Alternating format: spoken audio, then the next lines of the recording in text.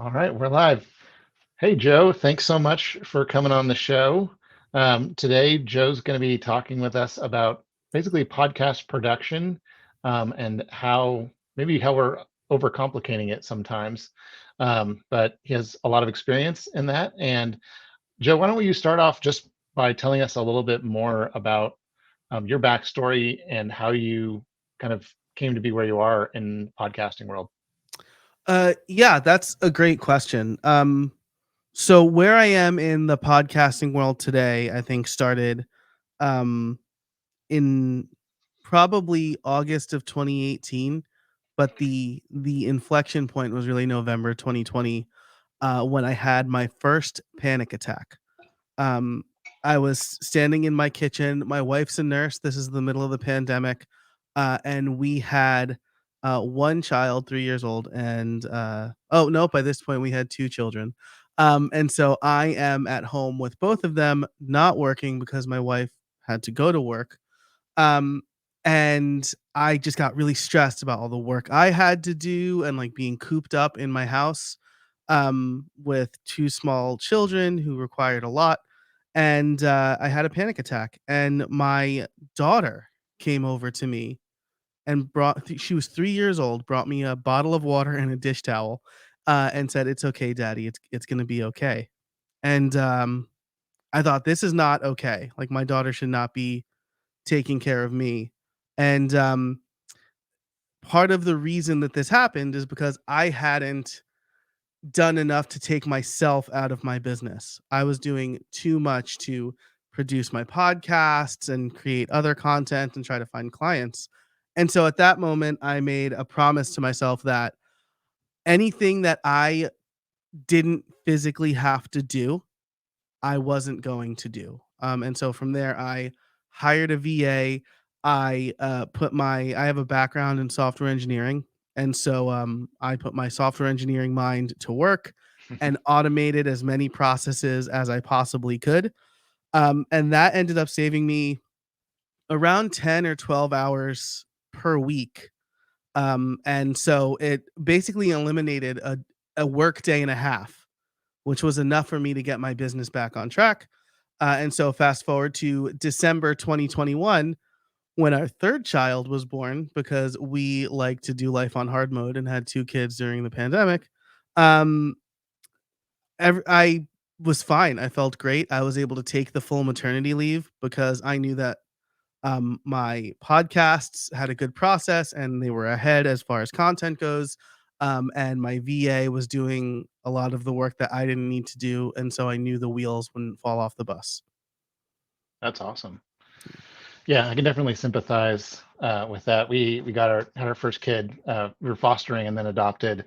We started we got him 1 week into the pandemic, so we were first time parents with no other Wow. support, uh, and we're having to deal with the government and all that sort of stuff through all of that.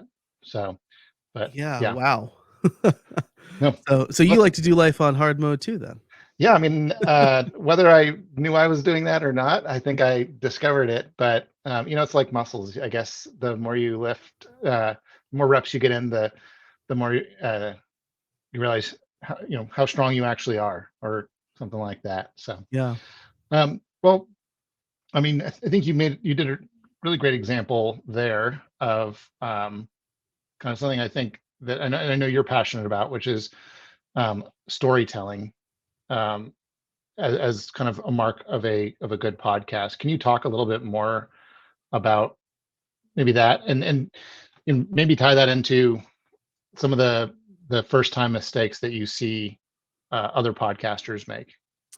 Yeah, certainly. So I think, I've been podcasting for about 11 years now. And so when I first started, like it was a big deal just to be able to like get audio out there. Like we were like 10 years into podcasting in 2012, right? More like some people will be like, I was uploading audio to the web in 1998, but like podcasting as a thing happened, and the term was coined in like 2001 or 2002, something like that.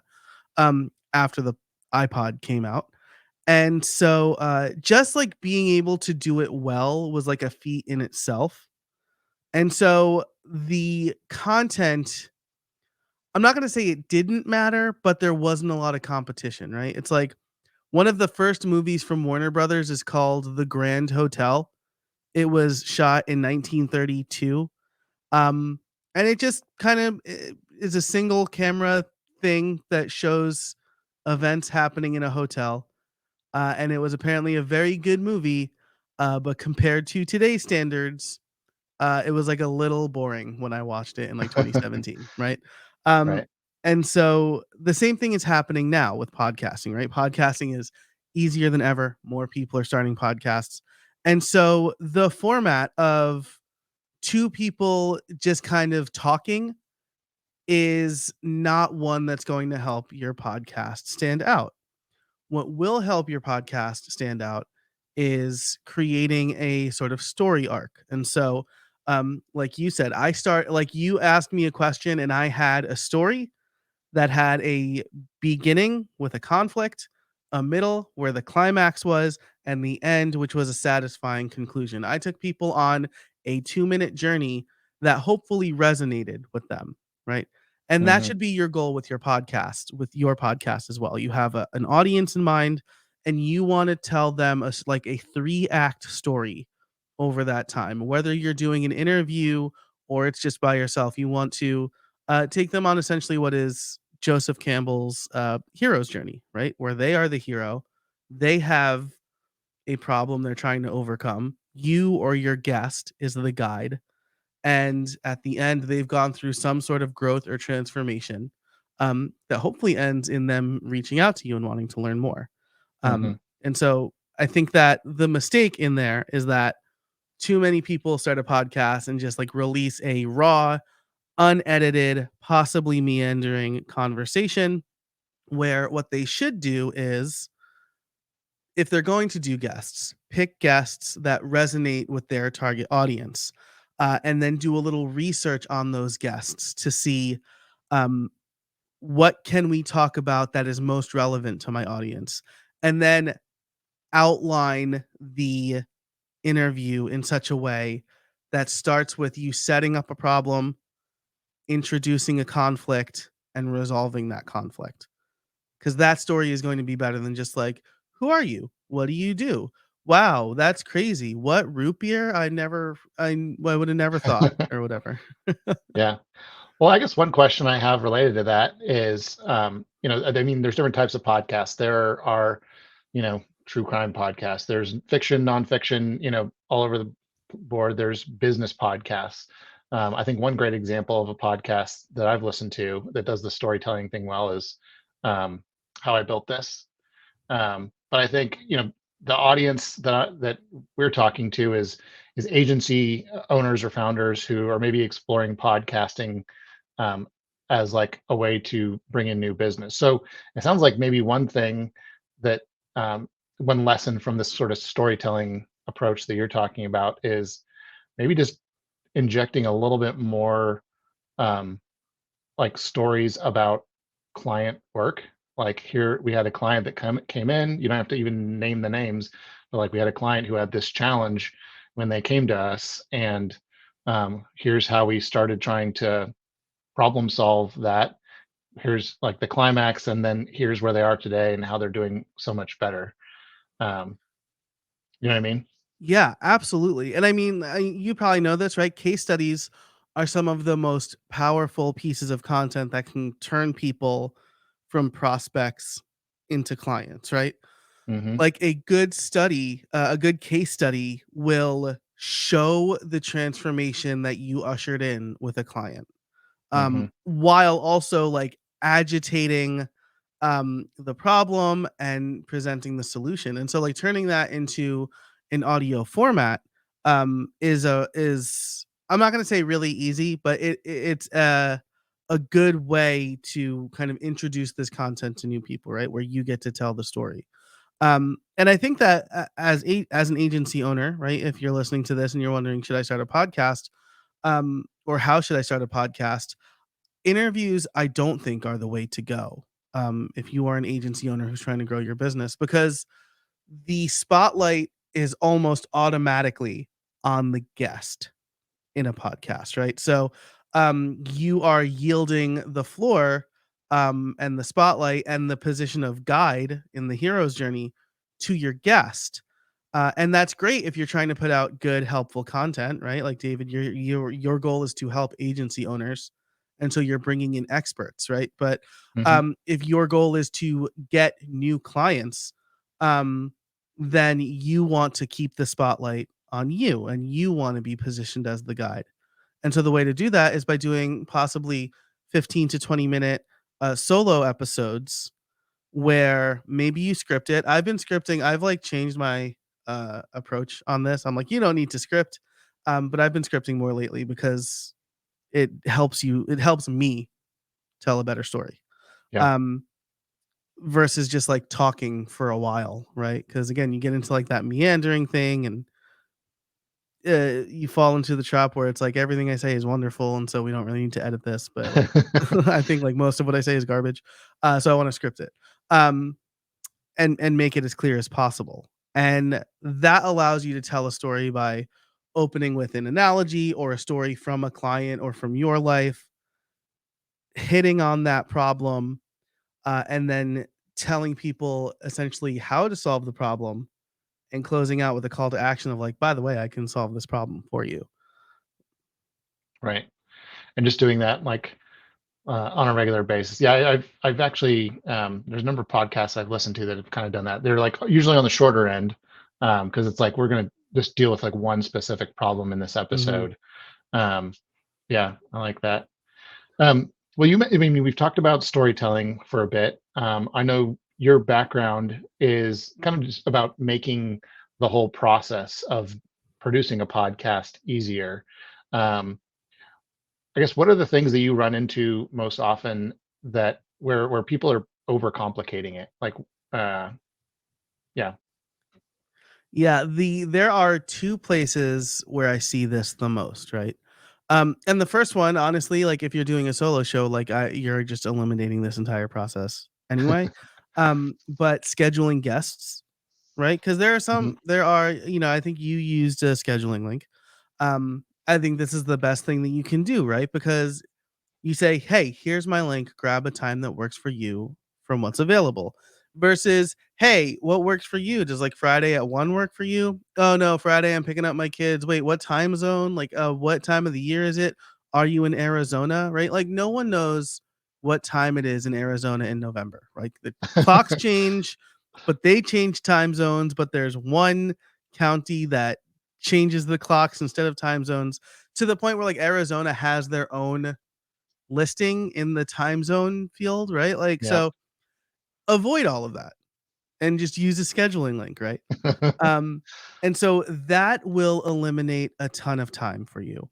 But the other wonderful thing a scheduler does is it can connect to other apps. And so the other thing I hear people say is when I say, like, hey, what podcast planner or what do you use to plan your podcast episodes?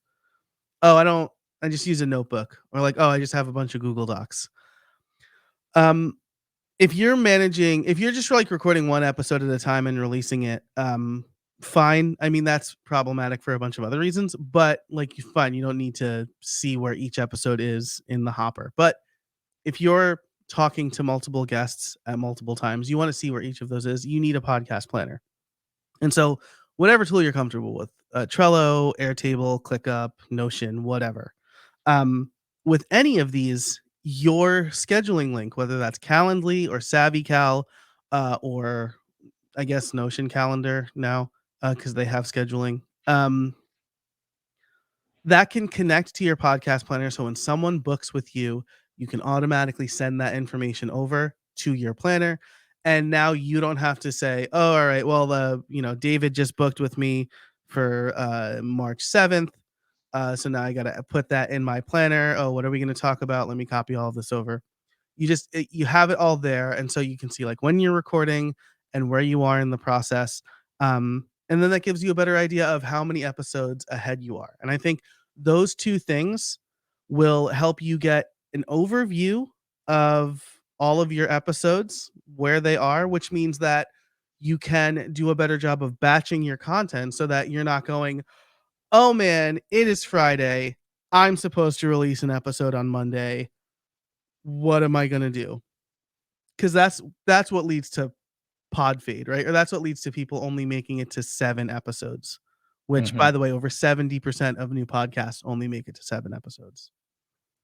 Yeah, I think I've heard that stat before, and so I know somebody who they intentionally recorded their first 7 episodes before even putting anything live, because Yeah. they're like, we are not going to be a statistic. We're Yeah. going to, like, have a buffer of like a month and a half.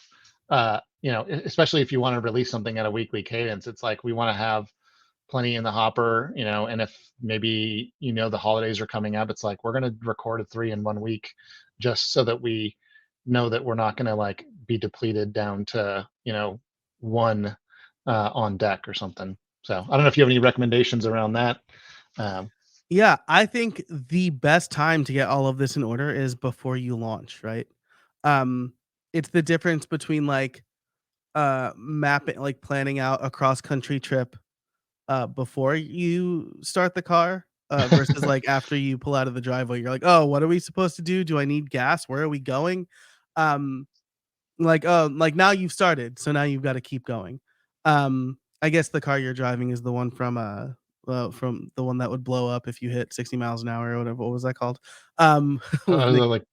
like a Gremlin or a Pinto Yeah, or something like that. yeah, right, yeah.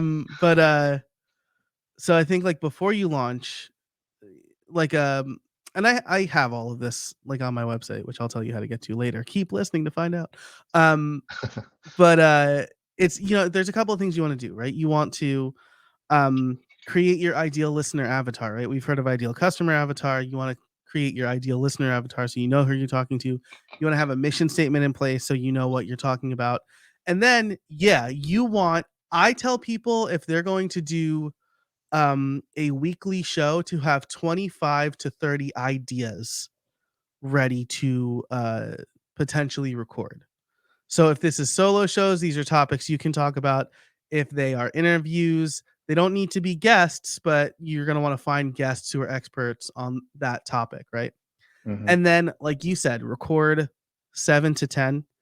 I record enough to get you through 2 months, right? So, um, 8 is if you're going to do weekly, 4 if you're doing fortnightly or every 2 weeks.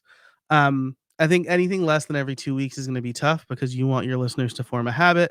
And if you only do like once a month, it's going to be hard to form that habit. Not to say that it can't be done, but the people I see doing a monthly podcast are already huge and have a big enough following that they'll their audience will just consume whatever they make whenever they make it. Hmm. Um, and so, I would say early days aim for weekly if you can, right? But every 2 weeks is fine as well. Have enough in the can to get you to. If you're doing every 2 weeks, I would say 3 months. Like do 6 episodes. Yeah. You'll be good to go. That'll be enough time to get you feedback and get your process in place and understand if you like it. Like some people are like, I should start a podcast, and they're like, this sucks, and now I'm stuck. Right? You Yeah. can record, or then you're at least publicly failing, right, to some audience. Um, you record a few episodes and see if you like it, and then if you're like, "Ah, this ain't for me," right, then you can just stow them away for later, right? Release them in 2 years when it's like, "Hey, I tried to start a podcast 2 years ago, and here's, like, exclusive content from it." Um, and I think that, like, those few things, will get you off on the right foot will start you off on the right foot. um, because being 3 months ahead gives you enough of a buffer to record more episodes and keep that buffer going. And I'll say I've made this mistake too. Like last year, I tried to start a daily podcast, and I was like, Hmm. all right, I've got to have 50 episodes recorded. First of all, 50 episodes for a daily podcast is, I was doing 5 days, right? So that was just like barely 2 months. Um, I should have had more. And I did not record all 50 before I launched. I was like, I've got 14, I'll be good. I was not good. It was a slog. And I'm not doing that daily podcast this year, and I have like a whole like post mortem on it. Um, but I'd like to get back up to like twice a week maybe for that show. Um, once I have more episodes in the can. Um, so I think that's really important because like even the seasoned podcasters, um, it's easy to underestimate the time commitment. And like I mean a daily podcast is just a different beast, but um, if you're just starting off, weekly can feel like a lot. Yeah. Well, it sounds like either one of those scenarios, that delegation piece that you mentioned earlier, is going to be incredibly important regardless. Um, one of the things you said, I didn't discuss this with you ahead of time as far as this question, but it one of the things you said made me think about it. Are there any sort of like, you've definitely gotten comfortable with how to talk, you know, how to deliver during a podcast over your extensive experience doing that. I guess on the soft skills side of things, like what sort of advice would you give to like an introvert new podcaster, or just somebody who's like, I don't know, they're self-conscious about putting their voice out into the world. Um, what do you recommend to new people doing it? Yeah, I think there's 3 things I would say here. First of all, it's gonna feel awkward for anybody in the beginning, so, like, get your reps in, right? Like, I am staring into a camera as if I'm talking to another person, and because I've done that, like, every day for 10 years, it doesn't feel weird to me anymore, but it could feel, like, super weird. It's like it's almost like if you're I guess this is, like, not relatable to people who don't publicly speak, but the first time I rehearsed my talk, I am presenting to an empty room as if it's a full auditorium, and that still feels kinda weird for me. Um, so, like, get your reps in and you'll get more comfortable. I would also say, my friend Kat Mulvihill says this all the time, "The camera steals energy." And so even if you're only doing audio only, right, it's still the idea that you're recording yourself.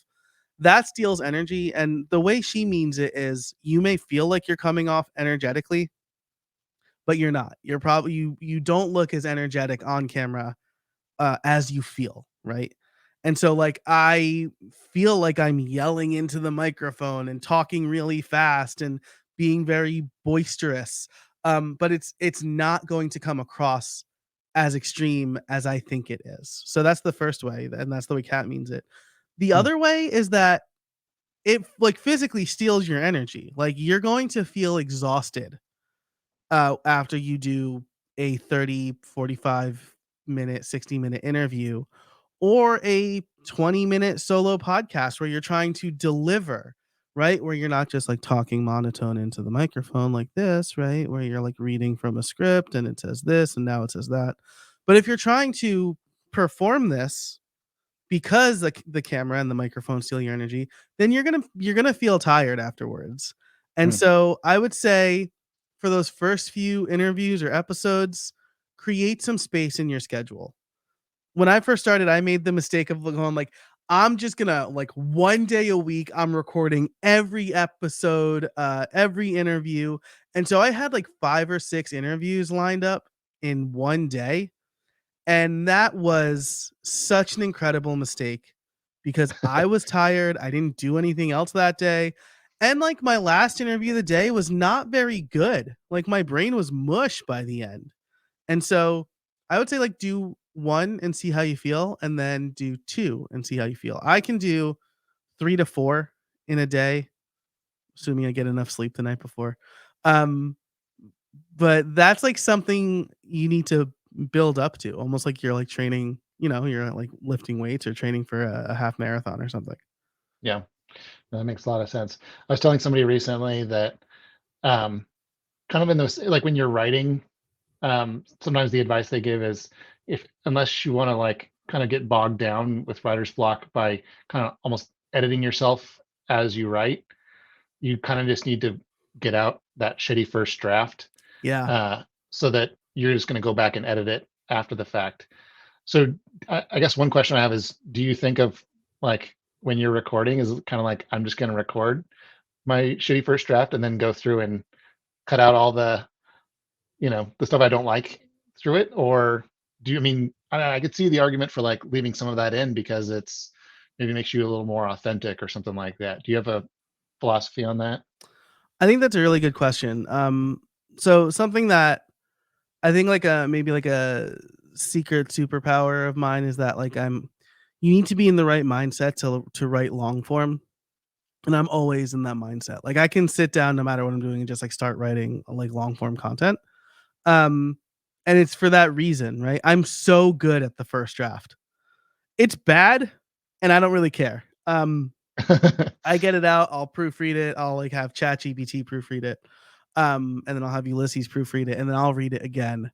And if it's really important, I will send it to a friend and be like, "Does this sound like does this have the tone I think it does?" Um, with Let's start with a solo show, right? Hmm. Um, I think that if you feel very comfortable in the content you're delivering, you still, at the very least, need uh, what um, what I've heard is called a fat outline. So it's like your talking points, but then it's like little blurbs under each talking point. Because again, you want to tell that story. And so few people are good at telling a cohesive story just off the cuff that you want to have those guardrails in place. This is why I've changed, right? Like if you read a blog post I wrote from like 3 years ago, maybe about should you script versus should you just have an outline. I said, unless you're like talking about an intense concept, you don't need a script. I have done not a 360, that puts me back where I was. I've done a 180 on that, right? Where I think now, and this is the focus on storytelling, Hmm. I think you need a script to do a good solo show. Because if you're anything like me, you're going to get off track and you're going to start talking about stuff. And then you're going to forget where you were and try to come back to it. And no one wants to listen to this. There's one podcaster who does that where I listen to him. It's Jonah Goldberg. He does the Remnant podcast. I probably just like betrayed some of my political views there, but whatever. He just like Saturday mornings, he just like rambles for like an hour and a half, and it's terrible content, and I still listen to it. So I think that if you are going to do this, then you should have a script, right? Now, if you do, like I do, go off script and talk and add stuff, then I will edit because I think, did I deliver that line as well as I wanted to? Uh, does this contribute to the story or does it confuse the story? Right? Because remember, I want my guests to uh, be engrossed in what I'm telling them. I want it to resonate with them. I want to agitate a problem and then give them a solution. I want to be their guide.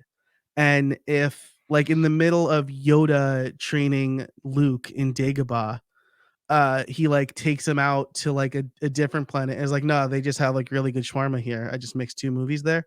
Um, you're gonna wonder like, why did Yoda do that? Why did we see that? What was the point of that? Right? Hmm. Um, and that takes you out of the story. And so, I my philosophy, especially in 2024, is um guard the story, guard the takeaway for your listener, because that's what's going to make them resonate, or that's what's going to make your content resonate with them, and that's what's going to keep them coming back to listen to you. Yeah, I think that's huge. Yeah, it's not just like podcasting is not just um, stream of consciousness that you're going to share with the world. It's storytelling. Yeah. And I think they're like, we're live streaming on LinkedIn. And so people are going to see the unedited raw interview, right? But that's the difference between like a live stream and something polished, right? Hmm. Um, you go to a Broadway show or like a live taping of something, and you're gonna see the mess ups, right? When a sitcom is taped in front of a live studio audience, you don't hear the laugh track. You are the audience that's providing the laughter. And by the way, I don't know how many people know this, but they add a laugh track because if the best take is like 5 or 6 times in, the audience isn't laughing as strongly because now they've heard that joke 5 or 6 times. So they add the laugh track. Um, isn't that wild? That's wild. Yeah, just be like, well, we want to like encourage the people at home to think that's still funny, so we're gonna add the laugh track to kind of encourage people in that direction. Right. And it's like, hey, this joke got laughs. Like, trust us. um, Yeah, and so when you're watching it live, there's going to be some grace there because you understand that things happen. But if we watched, you know, Black Mirror, and it was just like the raw unedited footage, that would be terrible, right? There would be no visual effects, there'd be like no color correction to set the tone, the music wouldn't be as impactful. Nobody nobody going to um like a fully recorded TV show or a movie will expect the same sort of quality as they do going to like a Broadway show. They're very different things. And so I yeah, think when you're doing like a pre-recorded, edited podcast interview, people are going to expect it to be edited and fixed for if you do video color, if you are doing just audio, like level out the audio, cut out a bunch of stuff that doesn't matter, and it's going to be a better story for them. gotcha. That's great. A lot of stuff that I basically had not thought about before, but you're getting all the gears turning in my head. So, well, this has been super awesome. I feel like I guess I wanted to kind of bring this in for a landing, and I know that you help folks with podcast production, kind of streamlining things. We've talked about storytelling. We've talked about kind of like maybe kind of some of the psychological sides of things. But if there were any sort of like maybe like three takeaways that you'd give to agency founders that are working on a podcast that they could turn around and apply today, what would you tell them? Yeah, the first thing I would say, right, is like my whole shtick is podcast process, automate as much as possible, take the right shortcuts. If the reason that most podcasts do like the raw unedited interview and they don't do a lot of research on their guests, like another thing I'll hear is, oh, I don't do research on my guests because I want to be surprised with my audience. No, that would be like the GPS saying, I'll tell you when to turn when we get to where I think we should turn. Like that's crazy. You need to know where you're going if you're going to take your listeners on a journey, right? But the reason people cut those corners is because there's so much in the podcast process that they don't leave enough time for the things that really require the time. And so if you're spending your time, I think you should spend like 80, 70, 80. I'm making that number up a little bit because I haven't thought about it fully, but I'm going to say like 70 or 80% of your time crafting the content. That leaves 20% of the time for everything else, which means that you should hire an editor. That editor is going to edit better than you edit. I hate editing. My editor is worth his weight in gold. Hire a VA to do the publishing, especially if you're an agency, right? And you have a team of people. Hmm. Bring in those people to help with the podcast. This is one of the things that I like. I will like an agency will bring me in and I will create documentation and SOPs for their team because I know that they're going to be handing it off to one or two or whoever, however many people, maybe the next intern that comes in and need good documentation. Um, and then the other thing I would say is so for if you just asked me two or three things, the first one is spend your time creating the great content. The second is hire where you can or outsource where you can. Editing is the big one, right? Like, editing takes the most time and it takes a lot of skill. So hire an editor and maybe like an assistant to do the publishing. Number three, automate where you can. And so this is using the scheduling link, connecting the scheduling link to your planner, sending emails when you put files in Dropbox, right? When I put my files in Dropbox, my editor automatically gets an email saying, hey, there's a new episode ready for edit. I don't have to worry about emailing him. Like maybe I upload them to Dropbox and I get distracted by my kid.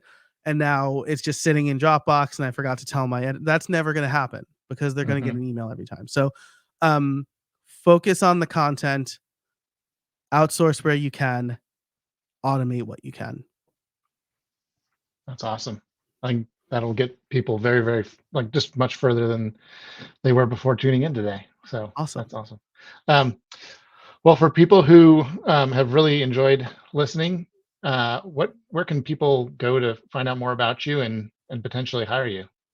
Yeah, I think the best place is casabona.org. That's casabona.org.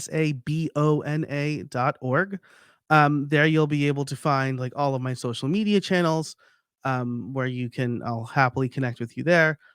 You can join my mailing list and get my free automation database, which is like all of the automations that I built. And of course, if you'd like to, you can look into hiring me for coaching or a podcast audit or anything else that really appealed to you today. I know that's like a weak pitch, but I'll just say like I will help you with your podcast, especially your processes. Yeah. If you have any questions about your podcast, just go talk to Joe. There you go. Casabona.com. Is that what you said? .org. Let .org. me tell you, Casabona.com is like my grail domain. It's owned by a lovely woman named Helen, and she's owned it for a very long time. And still uses it. So I don't want to steal it from her, but I do really want that domain.